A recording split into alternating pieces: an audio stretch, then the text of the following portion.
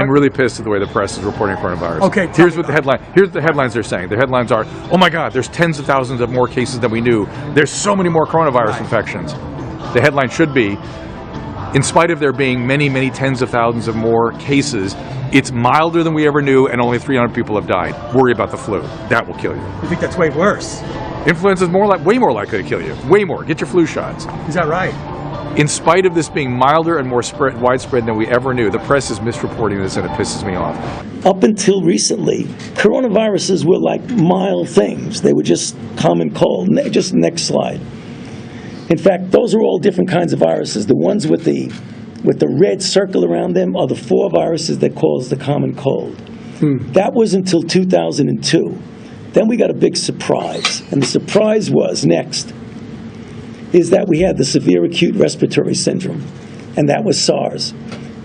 Multiple years later, we got the Middle East respiratory syndrome.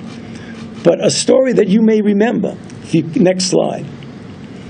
In China, in the Guangdong province, this sort of history repeats itself, right, Mr. President. Right. In China, in the Guangdong province, there was this strange disease that came up that nobody knew what it was. The Chinese didn't really tell anybody about it for a few months, November until it got to Hong Kong.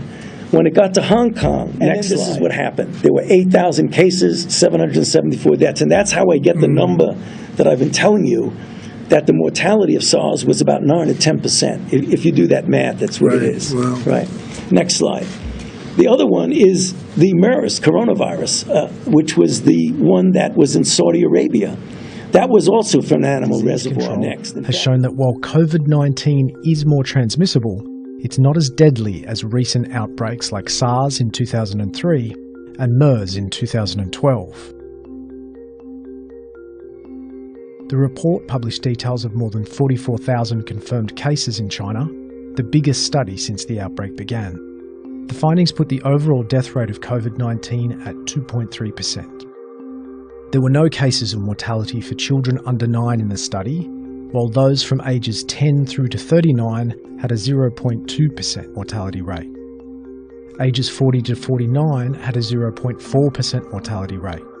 Ages 50 to 59 had a 1.3% mortality rate. Ages 60 to 69 had a 3.6% mortality rate.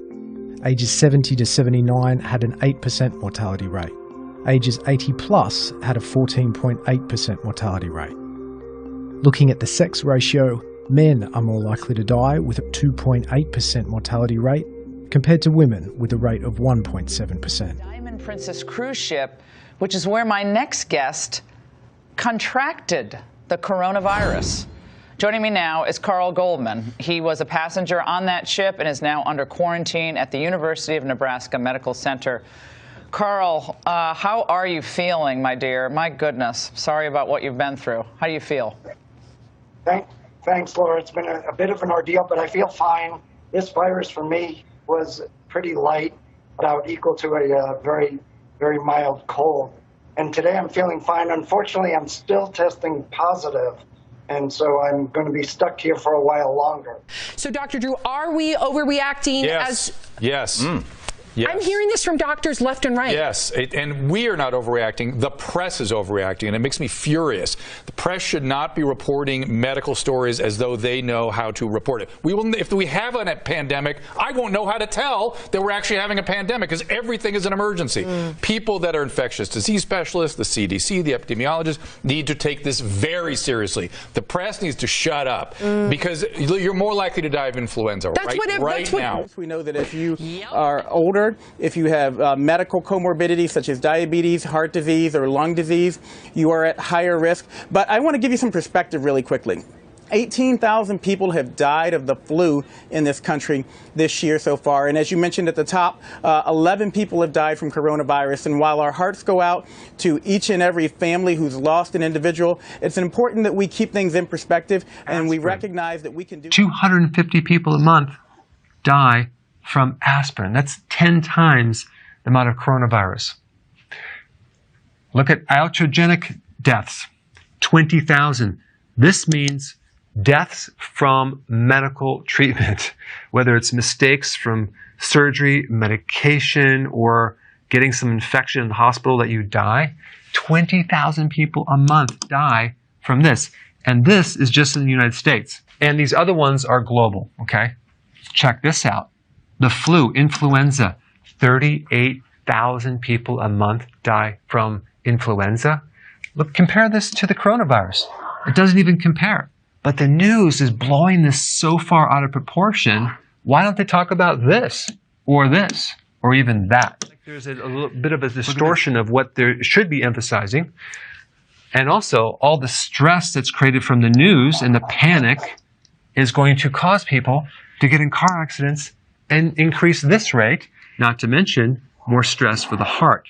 The only point I'm trying to make is you have to put things in the right proportion. Let me frame it this way. proportion. We have, in the United States, 24 million cases of flu-like illness, 180,000 hospitalizations, 16,000 dead from influenza. Why is that not being reported? Why isn't the message, get your flu shot? We have 0 deaths from coronavirus. We have almost no cases. It's coming here. That community transmitted case you reported on from UC Davis, that means that it's far milder than we know it is, and there are people walking around out there with the virus that don't even know they have it. It's so mild.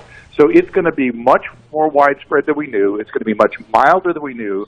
The 1.7% fatality rate is going to fall. Where was the press during the Mediterranean corona outbreak when the fatality rate was 41%? If they wanted to get crazed about something, why didn't they get crazed about MERS or SARS?